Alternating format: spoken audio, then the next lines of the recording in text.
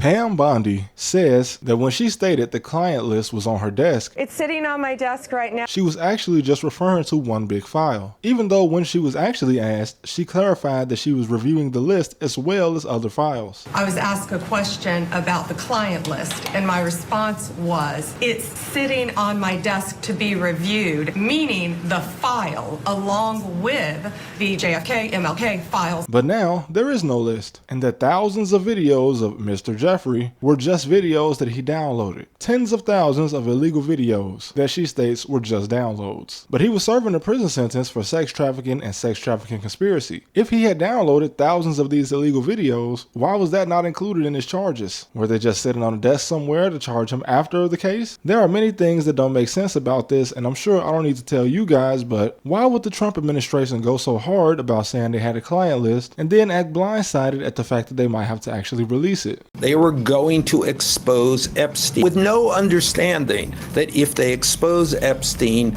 it is very likely they are going to expose Donald Trump. If what many people think is true, and that the disappearing list is just some type of cover-up, we have to look at who would have had the list in the first place before Bondi. Now, Jeffrey was arrested by the FBI, and it was the FBI that stormed into his townhouse in Manhattan and found discs which were labeled with names and several pictures. Now, what stood out to me was that Kash Patel was appointed the director of the FBI when Donald Trump took office. Oh, shit! And Trump had been talking about ousting the former director, Christopher Wray, since 2020. Wray was in fact the director when Jeffrey was arrested, so he would have seen the list. But Senator John Kennedy, which if you don't know him... Look, if you hate cops just because they're cops, the next time you get in trouble, call a crackhead. As you can see, he's at that age where he just tells it like it is with no second thought. But when he asked Christopher, the former FBI director, if the other people involved in the trafficking conspiracy that had been widely reported on were being investigated, Christopher could not confirm or deny. Jeffrey Epstein had video surveillance in all of his homes and on his private island. And there has been articles after articles from witnesses who have said he videotaped sex acts with prominent people. The FBI and other federal agencies have raided his houses. Do you have those tapes? Again, I can't discuss the specifics of our law enforcement operations. Senator Kennedy acknowledged that it is widely known that Jeffrey had an extensive amount of cameras in all of his residences as well as on his private island, and that these cameras were used to record prominent individuals having sex with the girls he procured, so he could use them as blackmail to get favors from these individuals. And he asked over and over if anyone would be held accountable, and Christopher could not confirm or deny. And this was a year ago, so I'm guessing the answer is no. So he's a dead end. Tens of thousands of videos. Before the whole cover-up, they were being presented as videos recorded by Jeffrey's cameras. There is no way that none of these videos feature none of the people that were around him. Not even Prince Andrew, the man who we actually have photographic evidence for. He's got diplomatic immunity, so he can't even go to prison, and we can't even get a confirmation that he's in one of the videos. And this man was not just sex trafficking to himself. I understand that you could be accused of this just by simply paying a girl and then taking her on a plane to another state, but that's the case with every single girl.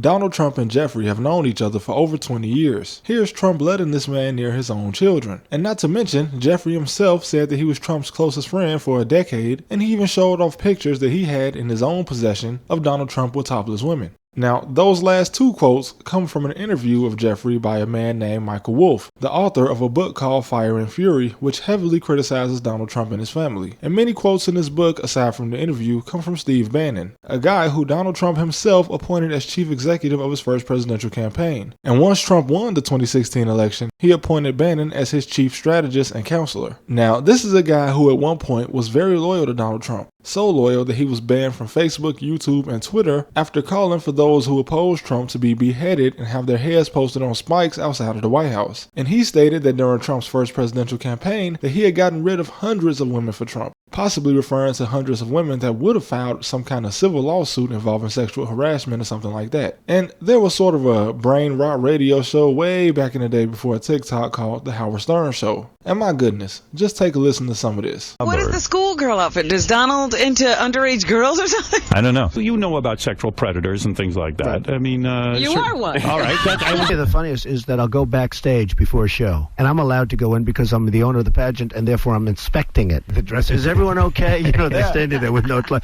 Is everybody okay? Also, Trump's own vice president, J.D. Vance, implied several times in the past that he believed Trump committed some type of sexual misconduct. In fact, he was part of the Never Trump movement in 2016, a movement started by a group of politicians that opposed Donald Trump ever becoming president. I'm a Never Trump guy. I never liked him. This is why you shouldn't trust the word of a politician, any politician. You know, these files were made up by Comey.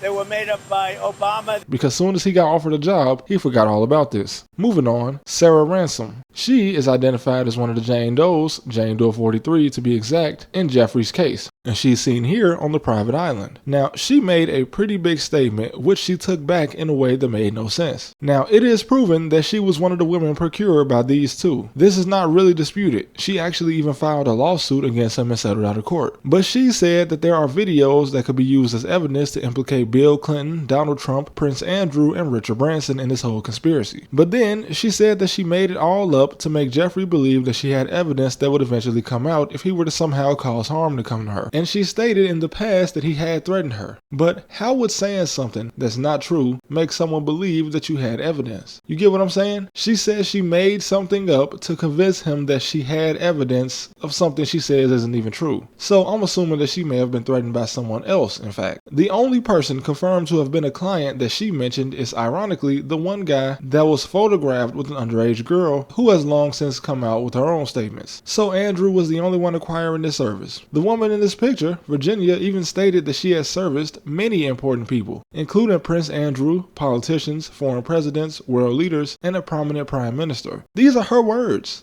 So the two real questions are, why didn't Joe Biden release the list? And how could this administration not know they could expose the list without exposing the president, as Michael Wolff claims? I guess if they released the list and just redacted one name out of every name, it might seem suspicious and like someone was being protected. It would seem like the best answer is that many presidents were on this list, including Joe Biden and Donald Trump. This guy didn't get wealthy and influential by providing services to just regular civilians. I mean, the fact that he had a business relationship with a prince should show you that he was no regular guy, and he didn't deal with just regular people like you and I. The people on that list must far outrank the director of the FBI, as he's just the head of a government agency following a directive of whoever is the head of state. Biden was president for 4 years after Jeffrey was apprehended, and he had actually already been apprehended for 2 years before that. The list didn't just pop into existence when Pam Bondi mentioned it. The FBI had to have it since 2019. And I think people forget just how fast this happened. He was only in custody for 35 days. All of this happened 6 years ago. Both sides of the political spectrum must have people on that list that don't want it to get out. And as a result, we will never see it. Because honestly, transparency is a privilege. It's not a right. Maybe our grandkids will see it. Assuming that you're under 35 right now, I say that in about 2060, the list will magically appear once no one cares. And that's just how things go, unfortunately. That's about all the digging I'm gonna do. I don't want any men in black to pop up at my door and start asking me questions. You guys, I'm sure, can do your own research. But thank you for watching as always, and I'll see you next time.